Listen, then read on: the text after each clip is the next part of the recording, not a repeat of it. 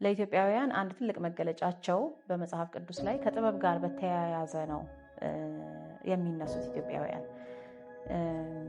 ለምሳሌ ንግስተ ሳባ የሰሎሞንን ጥበብ ልትሰማ ነው የሄደችው ወደ እስራኤል። ጠቢቡ ሰሎሞንን ጥበቡን ልትሰማ ነው የሄደችው። በዛ ደግሞ በጌታችን ተመስግናበታለች በማቴዎስ ወንጌል ምዕራፍ 12 ላይ።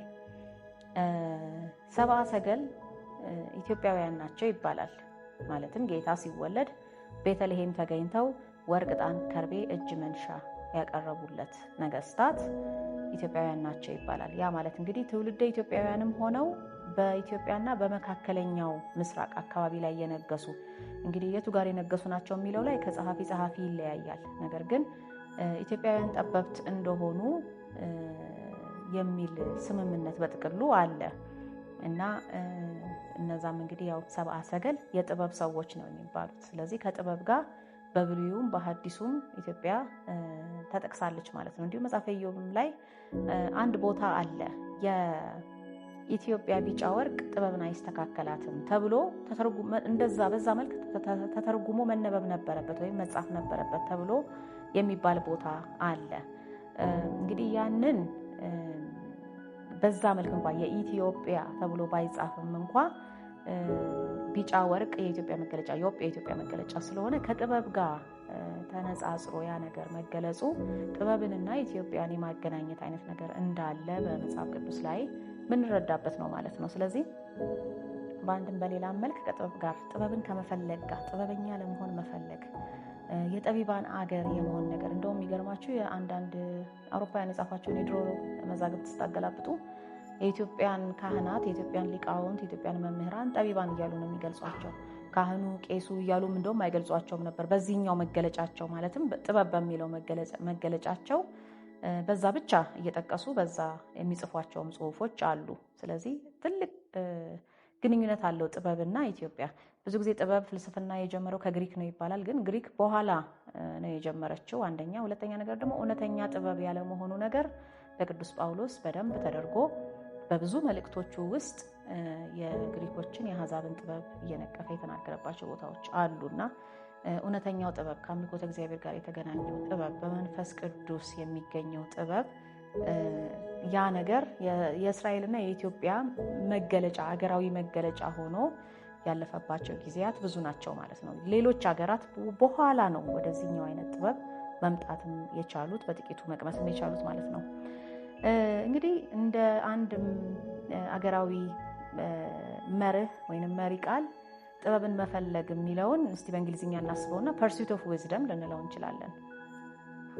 ፐርሱት ኦፍ ዊዝደም አሁን አንድ አባባል አለ ፐርሱት ኦፍ ሃፒነስ የሚባል እንደውም በዛ የተሰራ ፊልምም አለ። የአሜሪካ ፊልም ነው። ላይፍ ሊበርቲ ኤንድ ፐርሱት ኦፍ ሃፒነስ የሚል አንድ በጣም ታዋቂ አሜሪካን የሚገልጻት አባባል አለ። ሀረግ ረጅም ሀረግ ምንድን ነው? ላይፍ ሊበርቲ ዘ ፐርሱት ኦፍ ሃፒነስ ካል የአሜሪካውያን መሪ ቃል ነው። በቃ እነዚህ ናቸው ዋና ዋና እሴቶቻችን። እያንዳንዱ ሰው የመኖር መብቱን በነፃነት ህይወቱን የመኖር መብቱን እንዲሁም ደግሞ ደስታን የመፈለግ መብቱን። እንግዲህ ላይፍ ህይወት ነው፣ ሊበርቲ ነፃነት ነው፣ ሃፒነስ ደስታ ነው። ስለዚህ ህይወትን የመኖር በነፃነት የመኖር እና ደስታን የመፈለግ ደስ የሚያሰኘውን ነገር የመከተል መብቱን ለማስከበር ተቋቋመ ህገ መንግስታችን። የእኛም ደግሞ ዓላማ እነዚህን ነገሮች ማስጠበቅ፣ እነዚህን ነገሮች ማስቀጠል ነው በህዝባችን ውስጥ የሚሉት ነገር አላቸውና እንግዲህ ከዚህ አንጻር ይሄ የቱ ጋር የተጻፈው ብትሉ ባይዘው ዶክመንታቸውም ላይ ያለ ዲክላሬሽን ኦፍ ኢንዲፔንደንስ የሚባለው አሜሪካ በ1776 በእነሱ አቆጣጠር ከእንግሊዝ ቅኝ ግዛትነት ነፃ ስትወጣ ይሄ ጁላይ 4 ኢንዲፔንደንስ ዴይ ያሉ የሚያከብሩት ማለት ነው። ፊላደልፊያ ላይ ከ13 ግዛቶች ወደ 52 ዴሊጌቶች ወይንም ልዑካን ተሰባስበው የፈረሙት ሰነድ ነው ዲክላሬሽን ኦፍ ኢንዲፔንደንስ እና እቺ ላይፍ ሊበርቲ ዘ ፐርሱት ኦፍ ሃፒነስ ከዛ ሰነድ ውስጥ የወጣች ናትና በጣም ፖፑላር ናት። እንደምታውቁት ምንድነው የሚለው ሙሉ ቃሉ ላንብብላችሁ ያን አረፍተ ነገሩ ያለበትን ማለት ነው። We hold these truths to be self-evident that all men are created equal, that they are endowed by their creator with certain unalienable rights, that among these are life, liberty and the pursuit of happiness ነው የሚለው። እንግዲህ ተሰብስበው ይሄንን አዋጅ ሲያረቁ ማለት ነው በነፃነት ቀናቸው። ትርጉሙ ምንድነው? የሰው ልጆች ሁሉ እኩል ሆነው እንደተፈጠሩና በፈጣሪያቸው ማንም ሊነሳቸው የማይችላቸው የተወሰኑ ተፈጥሯዊ መብቶች እንደተሰጧቸው እናምናለን። ኢንድለስ አይደለም ለሰው ልጅ የተሰጠ መብት፣ ገደብ አለው። ግን እነዛ ደግሞ በጣም መሰረታዊ የሆኑ መብቶች ናቸው። ከነዚህም መካከል በህይወት የመኖር፣ በነፃነት የመኖር እና ደስተኛ የሚያደርጓቸውን ነገሮች የመፈለግ ወይንም የመከተል መብቶች ይገኙባቸዋል እንደማለት ነው። እንግዲህ ከዚህ አዋጅ ተወስዶ ነው ይሄ ቃል ፖፑላር የሆነው። እንግዲህ የኢትዮጵያውያንን መሪ ቃል አሁን ይሄ ሁለተኛው መርህ ያልነውን the pursuit of happiness በሚለው ፈንታ the pursuit of wisdom ብላችሁ አስቡት። እንግዲህ ያው ቅደም ተከተሉ ሁለተኛው ሶስተኛ ላይ ቢመጣም the pursuit of wisdom ብሎ እንደማሰብ ነው ማለት ነው። ለምንድን ነው ኢትዮጵያውያን ጥበብን ያስቀደሙት? ወይንም በትክክለኛው አምልኮተ እግዚአብሔር ውስጥ የኖሩ ቅዱሳን ነገስታት ለህዝቡ ጥበብን ተከተል፣ ጥበብን አጥና ብለው ያስቀደሙለት ለምንድን ነው ካል ይሄ በጣም አሁን ሀያል የተባለችው ሀገር አሜሪካ የምትከተለው ላይፍ፣ ሊበርቲ፣ ዘ ፐርሱት ኦፍ ሃፒነስ፣ ህይወት፣ ደስታ፣ ነፃነት የሚባሉት ነገሮች የሚገኙት ከሌሎችም በጎ ነገሮች ጋር አብሮ ማንኛውም በጎ ነገር የሚገኘው ጥበብን ፍለጋ መስመር ውስጥ ስንሆን ነው ብለው ስለሚያምኑ ነው። እነዚህ ነገሮች ባይ ፕሮዳክት ናቸው፣ ማለትም አብረው የሚመጡ ነገሮች ናቸው። ጥበብን በመፈለግ፣ ጥበብን በመከተል፣ ጥበብን በማጥናት ወይንም በማጽናት፣ ማጥናት የሚለው ቃል በነገራችን ላይ ማጽናት ከሚለው ጋር ይገናኛል። ጥበብን በማጥናት ውስጥ የሚኖር ህዝብ ደስታ ይኖረዋል፣ አብሮ ስለሚመጣ ማለት ነው። ህይወት ይኖረዋል፣ በጎ ህይወት፣ እውነተኛ ህይወት፣ ትርጉም ያለው ህይወት ይኖረዋል፣ ነፃነት ይኖረዋል ብለው ያምናሉ። አለዚያ ግን ደስታን ለመከተል ብቻ ደስታን መከተል ጥበብ ከሌለው ወይም ደግሞ ጥበብን በመከተል ውስጥ ካልተቀመረ ጊዜያዊ ደስታ ወይንም ሐሰተኛ ደስታ የሚባል ነገር ሊያመጣ ይችላል። ኢትዮጵያውያን እውነተኛ ደስታን ከሐሰተኛ ወይንም ከጊዜያዊ ደስታ ይለያሉ። ይሄንን ኢትዮጵያ የሚለው መጽሐፌ ላይ በዝርዝር ታገኙታላችሁ። በዝርዝር አልገባበትም አሁን። ህይወት የሚለውንም ራሱ ደግሞ አሁን ጥበብ የሌለበት ግን ህይወት የሚመስል ህይወት ልንኖር እንችላለን። በጣም የሰው ልጅ ሊኖርበት ይገባው ከነበረው ደረጃ በጣም ወርደን የምንኖርባቸው ጊዜያት ብዙ አሉ። ይሄ ዘመንም የኛ ያ መገለጫ ያለበት ነው በብዙ መልኩ ብዬ አምናለሁ። እና ጥበብ ከህይወትም ራሱ ትበልጣለች። ህይወትን የምታሳምራት ጥበብ ናት። ጥበብ የሌለበትን ህይወት ከመኖር ጥበብን አግኝቶ እንደው በጊዜ መሰናበት ይሻላል ተብሎ የሚታመንበት አይነት ቁርጠኝነት አላቸው ኢትዮጵያውያን። እና ሌላው ደግሞ ነፃነት የምንለው ነው። እንግዲህ ነፃነት እስቲ እነዚህን ነገሮች ከመጽሐፍ ቅዱስ ጋር እያገናኘን ትንሽ እንያቸው። ለምን ጠቢቡ ሰለሞን የተናገራቸውን ጥቅሶች ነው የምናየው። ምን ማለት ነው? ጥበብ ከደስታ ይበልጣል፣ ጥበብ ከህይወት ይበልጣል፣ ጥበብ ከነፃነት ይበልጣል ስንል ምን ማለታችን ነው የሚለውን እኔ ከራሴ አምጥቼ ዝም ብዬ የምናገረው እንዳይመስላችሁ ከመጽሐፍ ቅዱስ ላይ ጥቂት ነገሮችን እኔ በተለይ መጽሐፈ ጥበብና ምሳሌ ላይ አለ። እውነተኛ ደስታ የሚገኘው ጥበብን በመፈለግ እንደሆነ የሚያሳዩ የተወሰኑ ቃላት እንደው የተመራረጡ ናቸው። ብዙ አሉ ጠቢቡ ሰለሞን የተናገራቸው። በተለይ ግን ጥቂቶቹን እናያቸው ካል መጽሐፈ ጥበብ ምዕራፍ 6 ቁጥር 15 ላይ ለምሳሌ ምን ይላል? እርሷን ወይንም ጥበብን ማሰብ የእውቀት ፍጻሜ ነውና ፈጥኖ ስለ እርሷ ወይንም ስለ ጥበብ የሚተጋ ሰው ያለ ሐዘን ይኖራል ይላል። ያለ ሐዘን በደስታ ማለት ነው። እንግዲህ ለጥበብ የሚተጋ ሰው በደስታ ይኖራል። ለጥበብ የማይተጋ ሰው ደግሞ ደስታን አያገኝም ወይንም ደግሞ በእውነተኛ መልኳ አያገኛትም እንደማለት ነው። በሌላ ቦታ ምን ይላል? ጥበብ ወደ ልብህ ትገባለችና እውቀትም ነፍስህን ደስ ታሰኛለችና ይላል ምሳሌ ምዕራፍ 2 ቁጥር 10 ላይ።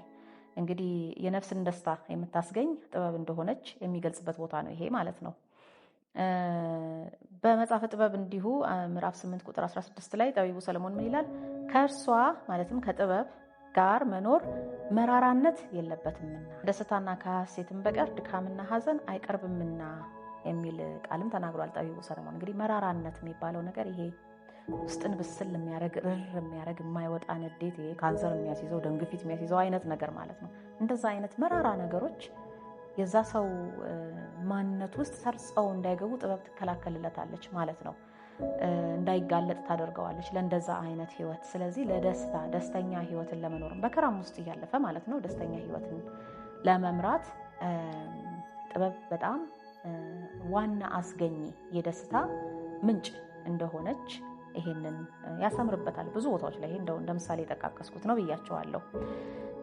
ሌላው ደግሞ ላይፍ የሚባለው ነው እንግዲህ እውነተኛ ህይወትን መኖር የሚለው ማለት ነው። እውነተኛ ህይወት መኖር የሚቻለውም ራሱ በጥበብ አማካኝነትና ጥበብን በመፈለግ ውስጥ በዛ መስመር ውስጥ መሆኑን አሁንም ጠቢቡ ሰለሞን ይገልጻል። ለምሳሌ እንዲህ ይላል ምሳሌ ምዕራፍ 8 ቁጥር 35 ላይ ጥበብ እንዲህ ትላለች እዛ ላይ እኔን ወይንም ጥበብን ያገኘ ህይወትን ያገኛልና ከእግዚአብሔርም ሞገስን ያገኛልና ትላለች። ጥበብ ናት ይህችን የምትናገረው። እንግዲህ ጥበብ የሌለበት ህይወት የሚመስል ህይወት አለ ማለት ነው። በነገራችን ላይ ይሄ ፐርሲት ኦፍ ሃፒነስ የሚለው ማለትም ሁሉም ሰው ደስተኛ ሆኖ መኖርን ይፈልጋል። ይሄ ስህተት አይደለም፣ ደስታን እንፈልጋለን ሁላችንም። ግን ያንን ነው ወይ ማስቀደም ያለብን የሚለው ላይ ነው እንግዲህ አሁን ጥያቄው። እና ጥበብ ራሷ ናት ደስታን የምትሰጠው። እሷን ተከተሉ ደስታ ይመጣል የሚለው ነው ነጥቡ። ስለዚህ አሁን በሳይኮሎጂስቶችም ማለትም በስነ ልቦና ባለሙያዎችም ዘንድ እንኳን ክርክር ያስነሳል ይሄ ነገር። ትርጉም ያለው ህይወትን ለመኖር የሚጥር ሰው ነው ደስተኛ የሚሆነው ወይስ ደስተኛ ህይወትን ደስታ በቃ አለ አይደለም ፈታ ያለ ዘና ያለ እለት እለት በቃ እንዳልሰሙ ሆኖ ክፉ ነገሮችን ወይንም እንዳላመመው ሰው ሆኖ በሚቻል መጠን በቃ ፖዚቲቭ ነገር ብቻ እያወሩ እንደዛ ለመኖር የሚሞክር ሰው ነው በዘላቂነት ደስታ የሚያገኘው ወይስ ዲፐር ሚኒንግስ ወይም ጠለቅ ያሉ እውነታዎችን ጠለቅ ያሉ ትርጉሞችን ለህይወቱ የሚፈልግ ሰው ነው ሲሉ ኢን ዘ ሾርት ተርም አዎ ይመስላል። ይሄ ላዩን ብቻ መኖር የሚመርጠውና ጠለቅ ያሉ ነገሮች ውስጥ ባለመግባት ደስታውን ሰላሙን መጠበቅ የሚችል የሚመስለው ሰው ደስተኛ የሆነ ህይወትን መኖር የሚችል ህይወቱ ትርጉም ያለው እየሆነለት እንደሚመጣ ተደርጎ ይታሰባል። ግን ላዩን ነው። ይሄ ኢን ዘ ሾርት ተርም ነው ማለትም ለአጭር ጊዜ ነው። ከጊዜ በኋላ ግን የሁለቱን ሰዎች ህይወት ብናነጻጽረው ዘላቂ ደስታ ትክክለኛ ትርጉም ያለው ህይወት እያገኘ የሚመጣው ስለ ህይወት ትርጉም ያለው ህይወት ለመኖር የሚሞክረው ሰው ነው። ሚኒንግ ፐርሱት ኦፍ ሚኒንግ ኦር ፐርሱት ኦፍ ሃፒነስ እያሉ የሚከራከሩት ነገር አለ እንግዲህ ከላይፍ ጋር በተያያዘ ማለት ነው። ማለትም ህይወትን በትክክለኛው መንገድ ወይም ደግሞ በማይቆጨን መንገድ በትክክለኛ ማለት እንኳን ባይቻል በማይቆጨን መንገድ ለማሳለፍ የትኛው የተሻለ ስትራቴጂ ነው በሚለው ሲከራከሩ ማለት ነውና እንግዲህ ጥበብ እኔን ያገኘ ህይወት ያገኛል ከእግዚአብሔርም ሞገስን ያገኛል ትላለች። እንደገና ጠቢቡ ሰለሞን ደግሞ ከህይወት የበለጠ አስወድዶ እንደሚወዳት ለመናገር ስለ ጥበብ እንዲህ ይላል ከህይወትና ከውበትም ፈጽሜ ወደድኳት ከእርሷ የሚወጣ የብርሃን ነጸብራቅ አይወሰንምና ማለትም ድንበር የለውም አይከለልም አይገደብም ብርሃኗ ፍጹም ዘላቂ ዘላለማዊ ረጅም ርቀት የሚሄድ ነውና የጥበብ እያለ ያደንቃታል። ምሳሌ ምዕራፍ 7 ቁጥር 10 ላይ እንግዲህ ከህይወትና ከውበትም ይልቅ አስበልጬ ወደድኳት ነው የሚለው ጥበብን። ስለ ህይወት አሁን ብለናል፣ ስለ ውበትም ጭምራውን እዚህ ጋር እንደው ጠቀስ ለማድረግ ያህል ውበት ሲባል የተለያየ ውበት አለ። ለምሳሌ የሴቶችን ውበት ማድነቅ ሊኖር ይችላል፣ ሴቶች ደግሞ የወንዶችን ውበት ማድነቅ ሊሆን ይችላል። ከዚህም ጋር በተያያዘ በጣም ትልቁን ደስታ ያመጣል በህይወት ውስጥ ተብሎ የሚታሰበው አሁን በብዙ ያከራከረና እንደገና መለስ ብለው እንዲያስቡ እያደረገ ያለ ለምሳሌ ምዕራባውያንን እኔ በነበርኩበት በአሜሪካ የሚያዩት ነገር ምንድነው? ይሄ ሮማንቲክ ላቭ የሚባለው ሮማንስ ነው የሰው ልጅን በጣም ደስተኛ የሚያደርገው። ውበት ያላትን ሴት ማግኘት፣ ውበት ያለው ወንድ ማግኘት ወይም ደግሞ ውብ የሆነ በጣም ለፎቶ የሚመች አይነት ህይወት መኖር ወዘተ የመሳሰሉት ነገሮች ሰውን ያስደስቱታል። እንደውም ግቡም ሊሆን ይገባል ብሎ የማሰብ ነገር አላቸው። ይሄ ደግሞ የመጣው በቅርብ ጊዜ ነው ይላሉ።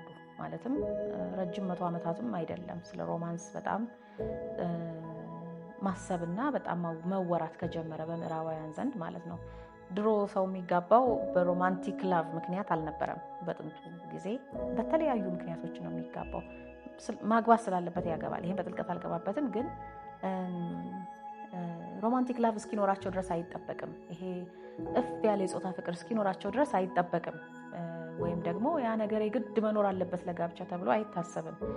እና አሁን ይሄ ነገር በእርግጥ ደስታን አምጥቷል ወይ በአሜሪካ ምድር ላይ ብለው ይጠይቃሉ። በጣም ብዙ ሪሰርች ይሰሩበታል። እና ደግሞ በጣም ፍቺ የበዛበትም ሀገር ነው አሜሪካ።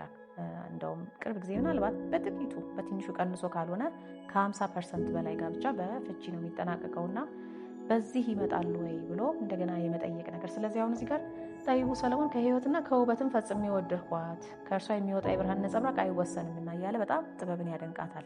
እንግዲህ በኋላ ጠቢቡ ሰለሞን በአሕዛብ ሴቶች ውበት ደግሞ ተታሎ የወደቀበትም ጊዜ አለ። እዛ ጋር እንግዲህ ከጥበብ መንፈስ ተለይቶ ወረድ ብሎ ነበረ ማለት ነው። በኋላ በንስሐ ቢመለስም። ስለዚህ ሶስተኛው እንግዲህ ላይፍ እና ፐርሱት ኦፍ ሃፒነስን አየን። ሊበርቲ የሚለው ነው እንግዲህ ከአሜሪካው ጋር ማነጻጽረው ያው አንደኛ በቅርበት ማቀያ ስለሆነ ነው። ሁለተኛ ደግሞ የተሻለ የዓለም ህዝብ የሚያውቃት እኛ ኢትዮጵያውያንን ጨምሮ ከሀያላን ሀገራት መሀል የተወሰነ ባህሏን የምናውቃት አሜሪካ ስለሆነች ነውና ሊበርቲ የሚባለው ቃል እንግዲህ ነፃነት ማለት ነው። ያ ደግሞ አካላዊ ነፃነት ማለት ብቻ አይደለም። አለመታሰር፣ አለመገረፍ፣ አለመደብደብ ማለት ብቻ አይደለም። የአእምሮ የህሊና ነፃነትም ጭምር ማለትም በምንፈልገው መንገድ የመኖር መብት፣ ያሰብነውን ያመንበትን ነገር ብቻ የማድረግ ያለማንም አስገዳጅነት፣ በህሊና ነፃነት መኖር ምን ይሉታል? ፍሪደም ቱ ቹዝ ዋንስ ኦውን አክት፣ የራሳችንን ወይም ደግሞ ፍሪደም ቱ አክት አኮርዲንግ ቱ አወር ኦውን ዊል፣ በራሳችን ፍላጎት መሰረት ስራ የምንፈልገውን ነገር የማድረግ ነገር ማለት ነው። ሊበርቲ ማለት ያ ነው። ዲሞክራሲ የሚለው ቃል እንግዲህ እዚህ ውስጥ በብዛት ከሊበርቲ ጋር ተያይዞ ነው ማለት ነው የሚታሰበውና እንግዲህ እዚሁ የጠቢቡ ሰለሞን መጽሐፍት ላይ እንግዲህ እዛች ጋር ያው ጠቢቡ ስለሚል ጠቢቡ ሰለሞን ከጥበብ ጋር በተያያዘ ስለምናወራው ነውና እነዚሁ መጽሐፍቶቹ ላይ ምሳሌ ላይ፣ ጥበብ ላይ፣ መክብብ ላይ፣ ሲራክ ላይ፣ ሌሎቹ መጽሐፍቶች ላይ በምታዩበት ሰዓት ይህን ከነፃነትም እንኳን ትበልጣለች። ጥበብ ነፃነትን ታመጣለች። ያለ ጥበብ የሚመጣ ነፃነት የለም። ነፃነት የሚመስል ነፃነት ይገኝ ይሆናል። ነፃ ፈቃድ አዎ ጥሩ ስጦታ ነው። እግዚአብሔር ነፃ ፈቃድን ለሰው ልጆች ሰጥቷል። ያ ደግሞ በጣም ትልቅ ስጦታ ነው። ወደ ፈቀድከው ሂድ ብሎ ማለት ነው። ግን የሚሄድበት ግቡ ይወስነዋል። ነፃ ፈቃዱን ተጠቅሞ ወደ ገደል የሚገባ ሰው ምን ተጠቀመ በነፃ ፈቃዱ? ጥበብ ግን ወደ ገደል እንዳይገባ ትከለክለዋለች እና ከነፃ ፈቃድ የበለጠው ስጦታ ለሰው ልጅ ጥበብ ነው። ስለዚህ ሊበርቲ ከሚለውም ትበልጣለች ማለት ነው።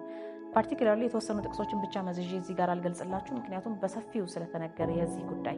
እንዲሁ ለመጠቆም ያህል ግን መጽሐፈ ጥበብ ምዕራፍ 10 እና 11 ላይ ስታዩ ጥበብ ምን ያህል ሰውን እንደምትጠብቅ ለምሳሌ በአዳም፣ በኖህ፣ በሎጥ፣ በያዕቆብ፣ በዮሴፍ ህዝበ እስራኤልን ራሱ እንዴት ከግብፅ ባርነት እንዳዳነቻቸው። ስለዚህ ነፃነት የሚገኘው በራሱ በጥበብ እንደሆነ ያቺ ጥበብ ደግሞ ሰውን መጀመሪያ ከራሱ እንደምታድነው ገርማቸዋል። እንደውም አንድ ቦታ ላይ መጽሐፈ ጥበብ ምዕራፍ 10 ቁጥር 1 ላይ ስለ አዳም ሲያወራ እዛ ጥቅስ ላይ ምን ይላል መሰላችሁ? አዳምን ጥበብ ከራሱ በደል አዳነችው ይላል። ጥበብ መጀመሪያ ሰውን ነፃ የምታወጣው ከራሱ በደል ነው ማለት ነው። ያ ማለት ምን ማለት ነው? አዳምን ከራሱ በደል አዳነችው ማለት እንግዲህ በኋላ ብዙ ምስጢራዊ ትርጓሜው ሲፈታ እንድምታው በክርስቶስም ጥበብ ራሱ ክርስቶስ ስለሆነ እንዴት በክርስቶስ ድህነት እንደመጣለት ለአዳም መግለጹ ነው በአንድ በኩል። በሌላ በኩል ግን አዳም በህይወት በነበረበት ማለትም በአካለ ስጋ በነበረበት ጊዜም ራሱ ጥበብ ጠብቀዋለች። እንዴት ነው የጠበቀችው ሲባል አንደኛ ዕፀ በለሷን ከመብላቱ በፊት ጥበብ ነበረች ስትጠብቀው የነበረው እንዳይበድል። እንግዲህ ይህን አንድምታው ላይ ታገኙታላችሁ። ዕፀ በለሷን ከበላ በኋላ ደግሞ ንስሐ እንዲገባ ያሳሰበችው ጥበብ ነች። እንግዲህ ጥበብ በውስጡ ባትኖር ያው ሳጥናኤልን ሆኖ ነበር የሚቀረው ማለት ነው አዳም። የኛ የሁላችንም ዕጣ ፈንታ ኮምፕሊትሊ ሌላ ይሆን ነበር ማለት ነው። ምናልባትም አንወለድም ነበር። ከዛ በኋላ ደግሞ እንደገና ንስሐ ከገባ በኋላ ከነ ሚስቱ ማለት ነው ከነ ሔዋን ንስሐ ከገቡ በኋላ ድጋሜ አምላክ ለመሆን እንዳይመኙና ሌላ አይነት በደል እንዳይጨምሩ ጥበብ ጠብቃቸዋለች። ስለዚህ ጥበብ ሰውን ከራሱ በደል ታድነዋለች ማለት ነው። ይህንን ላሰምርበት የፈለግኩት ለምን መሰላችሁ? አሁን ነፃነት፣ ነፃ አውጪ ምናምን ሲባል ጭራሽ የመበደል መብትም ጭምር ይመስለናል። ግን አይደለም። ጥበብ ታክሎበት ከሰማ ነው ወይም ደግሞ ጥበብ ታክሎበት ካሰብ ነው ነፃነት የሚገኘው። ትክክለኛው ነፃነት ኢቭን ከሚጨቁኑን እንኳ ከማናቸውም አይነት ያጨቋቆን ነገሮች ሞደርን ግብፃውያን በእኛ ዘመን ወይንም በእኛ ህይወት ውስጥ በግልም በጋራም ካሉ አይነት ጨቋኞች እንኳን ነፃ የምንወጣው መጀመሪያ በጥበብ በኩል ነው ማለት ነው እንጂ እንዲሁ የፈለኩትን ለማድረግ ብቻ የሚል ነፃነትን መፈለግ ምናልባት ሌላው ህዝብ ሊያስብ ይችላል። ከኛ ግን የሚገርማችሁ ነገር አይጠበቅም ከኛ ከኢትዮጵያውያን ማለት ነውና አንድ በጣም ተደጋግማ የምንሰማት ነገር አለች። የገዛ ኃጢአታችን እኮ ነው ይሄን ሁሉ ነገር ያመጣብን፣ የገዛ ኃጢአታችን የሚባል ነገር አለ። ግን ቀላል አባባል ይመስላል፣ በጣም ጥልቅ አባባል ነው። ግን ስለዚህ ነፃ አውጪዎች ሁሉ እንግዲህ ነፃ የሚያወጡትን ህዝብ እንዴት ነው ማሰብ ያለባቸው ማለት ነው? ከራሱ በደል ከራሱ ኃጢአት እንዴት ይዳን የሚለውን መንገድ ለዛ ህዝብ በመፈለግ በዛ በኩል ነው ነፃ የሚያወጡት ማለት ነው።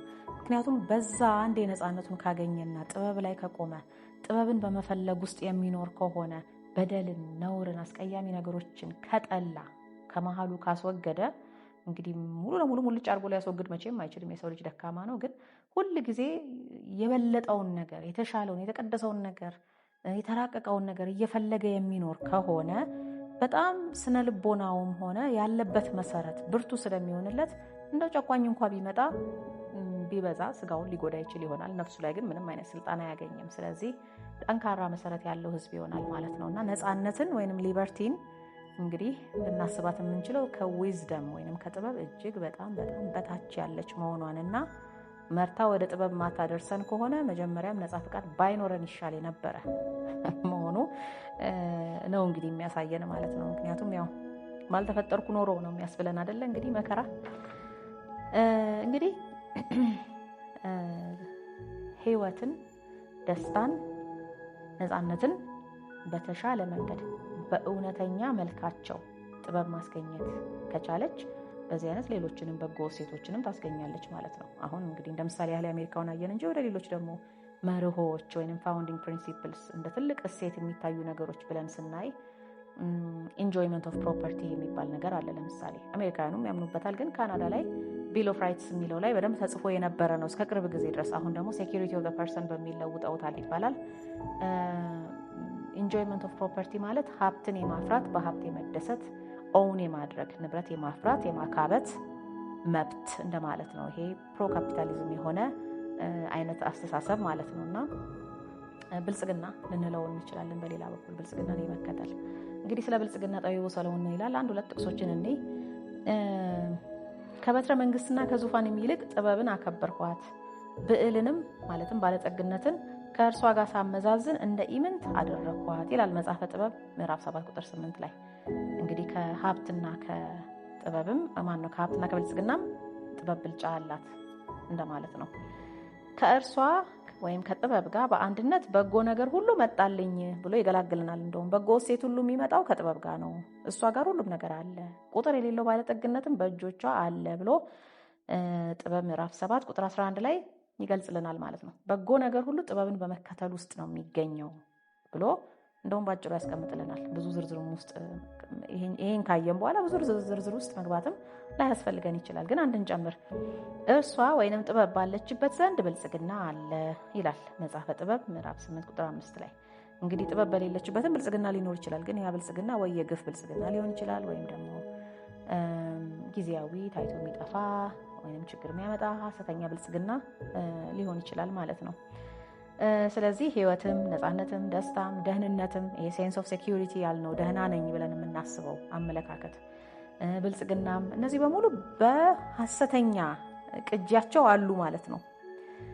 በእውነተኛ መልካቸውም ደግሞ አሉ ማለት ነው እና እውነተኛውን መልካቸውን እንድንይዝ የምታደርገን ጥበብ ናት ማለት ነው።